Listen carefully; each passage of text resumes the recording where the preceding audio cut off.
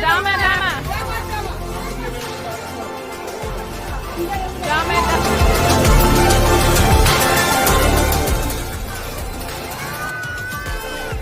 He dropped his whole apple though. Yeah, this is their winter. Where you going, Clay?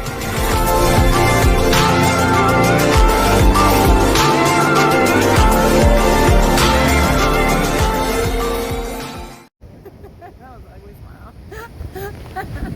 It was on me though. Anyway, hey guys. Hey.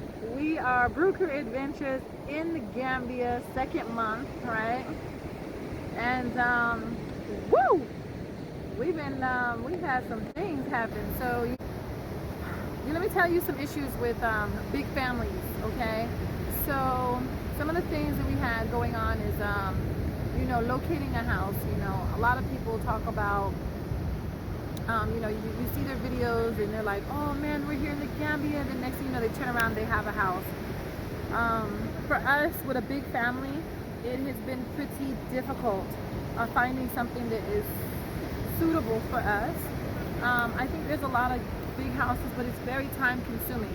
So we had initially planned to have a 30-day stay with TAF, which is a beautiful place, which we even considered staying, but it's just a little bit, we needed at least one extra room, right? And so we decided to, extend here. We didn't really have a choice. And luckily, they worked with us and said, hey, you know what? Yes, if you need more time, go ahead. We are going on now the third month. And I will say this as far as budgeting and being prepared. Luckily, we had a little extra resources to be able to take care of the unforeseen, all right? But I know a lot of people, it's not going according to plan, which was 30 days in a temporary place and then moving straight into a 1-year rental and then building from there. It's not going according to plan. So, anytime you're staying in like a holiday rental or so, it is more expensive, significantly more expensive. We've been finding houses. If you have a small family, I think you'll be able to make it because you've got a lot of 3-bedroom compounds that are really nice that can be very suitable for your family. Some of the things that we saw out here, like as we get familiar, and some advice I would definitely say is, when you come to the Gambia, be prepared to take your time. Nothing happens overnight. Nothing happens overnight. At all. Some of the things that we're realizing is that, some things that we didn't jump on immediately, but when we first saw it, we were like, oh, this is amazing. Yes, we should do this. Yes. And then we had to sit back and say, well, wait a minute, let me think about this before I get too excited, right? And, even when it comes to like places to stay, they have places here that you can literally get an apartment, which is, in Gambia, they call houses apartment sometimes. But I'm talking about like the American style apartment. And sometimes they use these for business offices. But I'm gonna be honest with you, these business offices have 2-3 bedrooms. They're very, very, very nice.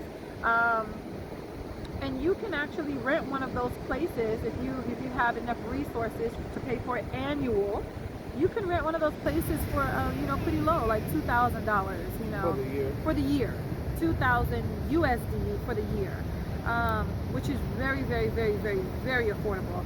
Honestly, to tell you the truth, if it was just me and my husband, or maybe we had 1 child, or maybe even 2 children, I would have jumped on that deal. We would have jumped on that deal, I'm sure. All right, especially just for the first year while we're building, because the goal is to keep the costs, down. So, anyways, whenever people are first coming here, 1 month in a hotel, I've been hearing people are paying like $1,800. We've been hearing, $1,000, $2,000, staying in a hotel, which, even though it's extremely nice to stay in a hotel and get a nice vibe and all that good stuff. At the end of the day, it's not a permanent stay. It's not a permanent stay. It's convenience. It's temporary living. So, and we're not saying that it's hard to find more bedrooms for the house. It's just if it fits in your budget. And it takes more time. It takes Right. more time. Another one of the things that we did that, you know, I'm happy we came. I don't regret it. We're still in Gambia. We're staying in Gambia. We're going to make it work. Right. But we came at the wrong time. We came during peak tourist season, looking for a property when all the properties were being rented by the tourists. All right. So in that case, like we've seen properties that wanted, you know, they wanted $25,000 USD for the annual. And then now that the tourist season is gone, even though that house was not suitable. So the house was $25,000 and it still wasn't suitable, right? But when the tourists left, that price dropped all the way down to $6,000 for the year. It was a big house. It just didn't have enough yard space for us. It was fully furnished, so that was a good thing. But I will say this, if you take your time and you allow yourself to take your time and you have enough budget to take your time, you can really find some things that you really, really like and you really, really would really want. When I first came to the Gambia, I was excited and I'm like, listen, I'm sure you can relocate with $10,000. You can make it happen. Let me back up and say this. If you want to be comfortable, because it will get stressful for you, I am sure, once your funds start to dwindle. And I will tell you, when you're not situated in Gambia and when you're first coming here, money goes how fast? How because fast? You're looking for that convenience like America. And like we're saying, you got to take your time. You will spend money on taxis. You'll spend money on the grocery stores in the tourist area. You'll buy money on fruit because you're like, oh, that's not that much. The way you spend in America is the same way you can spend here. Or worse. Or worse. If you don't take the time and be patient. I know I'm a little dark. That's because it's dark outside. I don't light up like my wife. I know, right? Barely though. I'm see my teeth. I'm glowing though. I'm glowing though. Uh-oh. But yeah, so I mean, literally, it's if you have a great Gambian friend, like I have a great Gambian friend. A lot of the people that are coming back have great Gambian friends that are actually showing us around and helping us to get, you know, accustomed with the locals and things like that. We have our regular person we shop with, but we are learning that when you come to Gambia, there's some places that you need to be at. You know, I'm learning where our fruit stand people go to actually get the fruit. You know, which is very, very helpful to know, because it's like, if you have a vehicle, you might as well go grocery shopping. Go on out 20 minutes out to go shopping and, you know, grab your goods so that you can save money. Other than that, you're blowing through it fast. All right. Hey guys. Say hey, Bea. Hi. So I'm definitely getting my hair styled by Avea.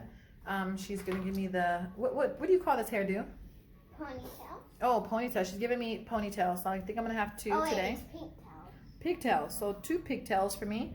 I got my cutie here on the side right here munching on her cereal. Captain Crunch in the Gambia. Captain Crunch, believe that. Hit me up. I'll tell you exactly where to find it. It's not cheap, but it's definitely good and worth it. All right. So, anyways, some things going on in the Gambia. Man, we bought a car. Excited. 2 weeks in, car breaks down. Send it to the mechanic. And you want that, son? Let me give him this, okay? Yep. 1 second, okay? So we send the car to the mechanic. It's the clutch, right? So the clutch gets repaired. And I get pictures of them repairing the clutch. And guess what happened? They pulled the entire engine out of the car. What'd they do? Out of the car. They pulled the entire engine out the car. All right. So I get pictures of my car with the engine swinging on chains, and I'm like, no, right? Luckily, I got my car back the same day. All right. So at 3 o'clock, the engine was swinging on chains. By 7 o'clock, I had the car back. We are still at TAF, just eating up our budget for rental expenses. Not too thrilled because we only plan staying here 1 month, but we are going on month number 3. All right. So maybe I'm picky, but listen, we get in some janky houses here. the agents are sending us to these houses that are not acceptable. And then the prices are like $15,000, and then explaining to me that these are prices that people pay in New York. All right. Well, guess what, guys? We're not in New York. We are in Gambia. All right. And I'm not saying anything's wrong with trying to get your money, but let's be smart here, you know. And so of course they tell me, well, that's the first price. That's the first price. You know, we want you to come. Let's talk about it. And I told them I'm definitely not even going to waste my breath, waste my time, because if you're at $15,000 USD, there's no point in me even negotiating with it, right? So maybe you guys let me know if I'm wrong. Maybe I'm doing it the wrong way. But I felt like it would be an insult if I told him that, hey, look, you need new toilets, new showers, new paint, all this stuff, and I'm only willing to do 200,000 USD. I mean, $200,000, which is $4,000. So I just kindly walked away from that property. Maybe I'll find something. Maybe I won't. I think Maya wants to say something because she keeps popping in this video. Hey, Maya, say hey. Hi. Hey, everybody. The Koi's putting on his Spider-Mans over there. How you doing over there, Koi? Koi, you making it work, baby? Koi has swim shorts on. I see. Koi is like, has a long sleeve shirt, swim trunks, and he's putting on pajamas on top. So, yeah. And of course, I'm getting my hair done by the finest of the, right? So anyways, guys, we're happy that we're in accommodations with TAF, and I'm very happy that they allowed me to extend my stay here. But definitely am paying American prices here. But I made an exception. I'm going to put Spider-Man on you. Can you hop down real quick, please? Definitely paying American prices here, but this was supposed to be a holiday rental, so I am not mad about it. But I need to find a house, and I need to find a house soon. And it needs to be suitable, and I need to be happy, and I'm not. Anyways, nothing to run away from the Gambia for, yeah. For the Brew Crew, right? Nothing to run away from, just trying to be patient, but somebody please point me in the right direction. This is how I feel, all right?